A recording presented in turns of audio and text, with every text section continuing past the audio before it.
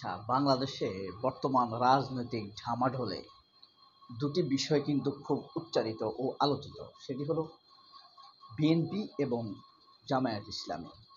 কে কতদূর এগিয়ে, কার ইমেজ কি, কার সততা কতটুকু।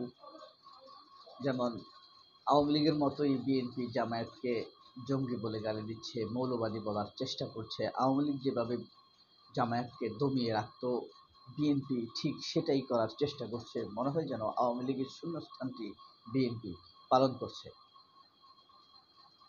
আওয়ামী লীগের রাখা দায়িত্বটি বিএনপি চালিয়ে যাচ্ছে। বড় ভাই পালিয়ে গিয়েছে বা হারিয়ে গিয়েছে, সে দায়িত্ব ছোট ভাই এগিয়ে নিয়ে যাচ্ছে। এখন সার্বিক বিষয় কি আপনাদের কাছে মনে হয় জামায়াত কি হেরে যাচ্ছে আসলে বিএনপির কাছে?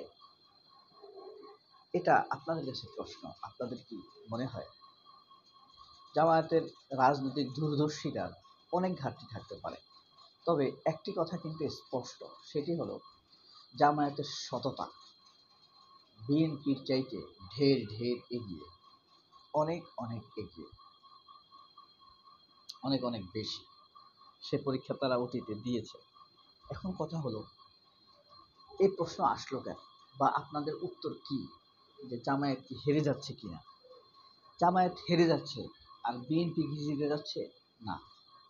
এখন জামায়াত নিয়ে আমি কেন এত কথা বলছি, একটি কথা বলে রাখি, সেটি হলো বাংলাদেশের পরিস্থিতির প্রেক্ষিতে জামায়াতের মতো একটি রাজনৈতিক দল অবশ্যম্ভাবী, জামায়াত যদি ক্ষমতায় নাও আসে তাও এমন একটি রাজনৈতিক দল থাকা বাংলাদেশে অত্যন্ত জরুরি। কারণ কি, বিকল্প ধারা গণতন্ত্রকে বাঁচিয়ে রাখে। আর যে কোনো সময় আওয়ামী লীগ ব্যর্থ হয়েছে, ফেল করেছে, স্টেট ম্যানেজমেন্টে ফেল করেছে, বিএনপি স্টেট ম্যানেজমেন্টে ব্যর্থ হতে পারে, ফেল করতে পারে, তাই না? সেই ব্যর্থতার শূন্যস্থানগুলো গোছাবে কে? এই জামায়াতের লোকরা, বা জামায়াতের তৈরিকৃত লোকরা, জামায়াতের মতো লোকরা। জামায়াতের ব্যাপারে আপনার অনেক বিরক্তি থাকতে পারে, আমারও অনেক বিরক্তি আছে, থাকতে পারে, কিন্তু এই আস্থা তো আপনাকে রাখতে হবে। কাউকে না কাউকে দায়িত্ব দিতে হবে, স্টেট ম্যানেজমেন্ট করতে হবে, রাষ্ট্রকে চালাতে হবে। একটি কিন্তু প্রমাণ হয়ে গিয়েছে, আওয়ামী লীগ সেই ৭৪ সালে ফেল করেছে, কিন্তু তখন তাদেরকে মরতে হয়েছে, পালাতে হয়নি। এবার কিন্তু পালাতে হয়েছে। ভবিষ্যতে বিএনপির জন্যও কিন্তু এই পরিস্থিতি আসতে পারে। একেবারেই ব্যাপারটা কিন্তু অস্বাভাবিক নয়।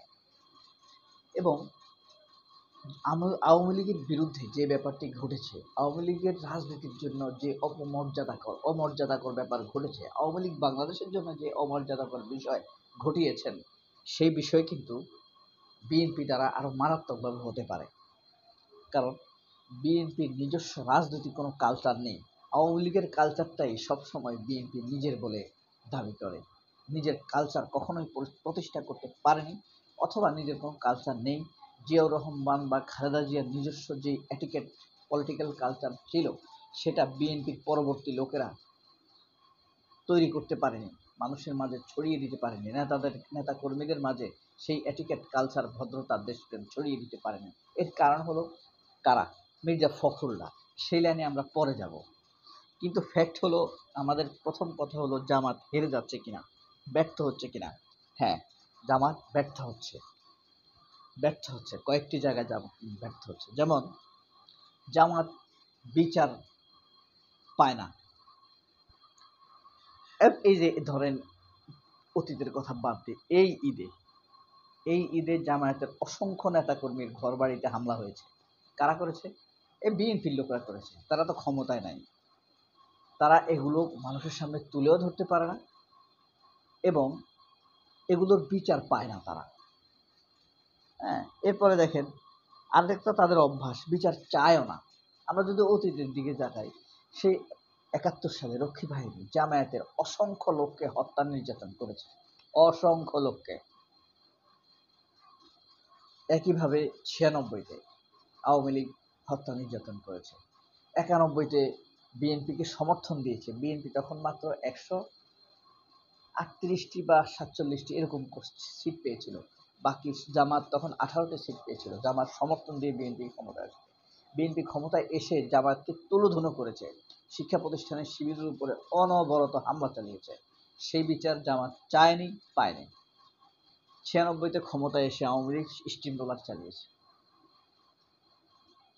হ্যাঁ, আবার 2000 2000 সালে 1 সালে বিএনপির সাথে ক্ষমতায় এসেছে, তখন সরকারের অংশ ছিল।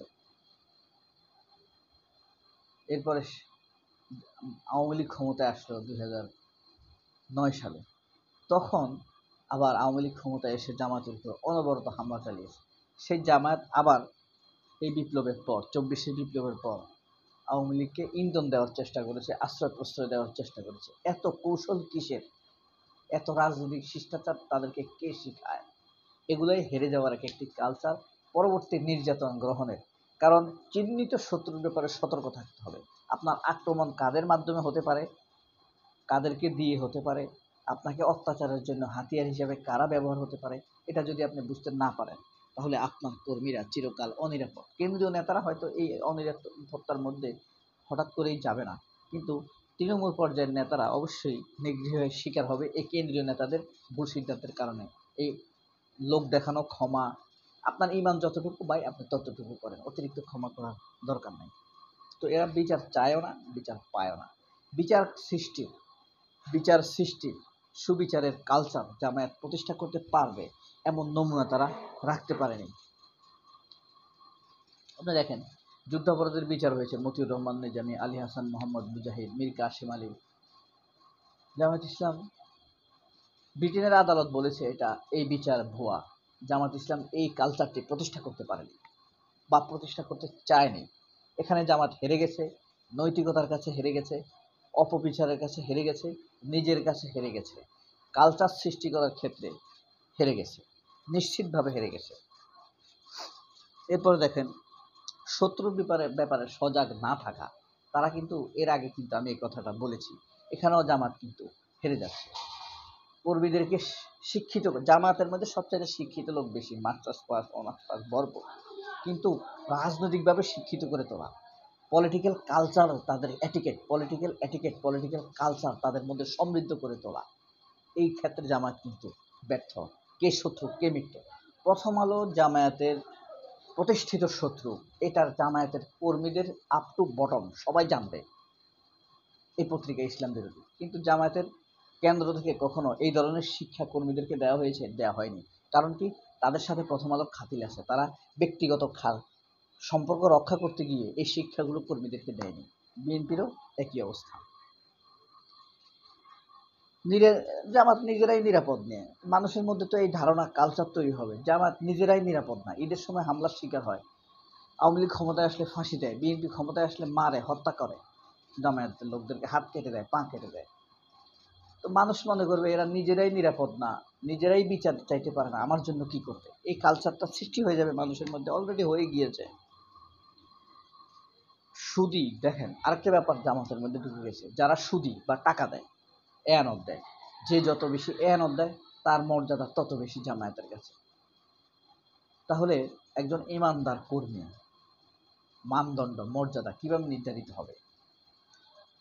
একজন সুদীর কাছে কি কোনো ক্ষতি হলে তারা দৌড় দেয়, বড় ধরনের মাসে 1 লাখ টাকা দেয়, 50,000 টাকা দেয়, 20,000 টাকা দেয়, তার কিছু হলে একদম গাড়ি টাড়ি নিয়ে ছুটে। একটা কথা বলি, যেমন বসুন্ধরায় যখন হামলা হয়েছে, তখন জামায়াতের আমির হন্তদন্ত হয়ে কয়েক মিনিটের মধ্যে সেখানে ছুটে গিয়েছেন এবং বলেছেন যারা এখানে হামলা করেছে তারা দুষ্কৃতকারী, সন্ত্রাসী। অনেক উদার কথা বলে এসেছে। তাহলে কি হলো? বসুন্ধরা নিশ্চয় টাকা দেয় ওই শাখাকে, বা শফিকুল ইসলাম মাসুদের যে শাখা, ওইটা তো শফিকুল ইসলাম মাসুদ ওই এলাকায়, শফিকুল ইসলাম মাসুদের ইন্ধনে এই জামায়াতের আমির বসুন্ধরায় গিয়েছে।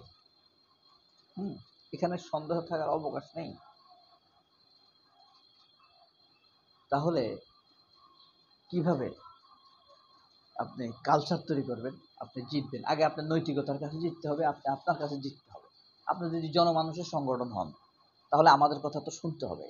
আর আপনি যদি বলেন না, we are surrounded by some people or our invited people, তাহলে আপনি আমাদের কথা শুনবেন না।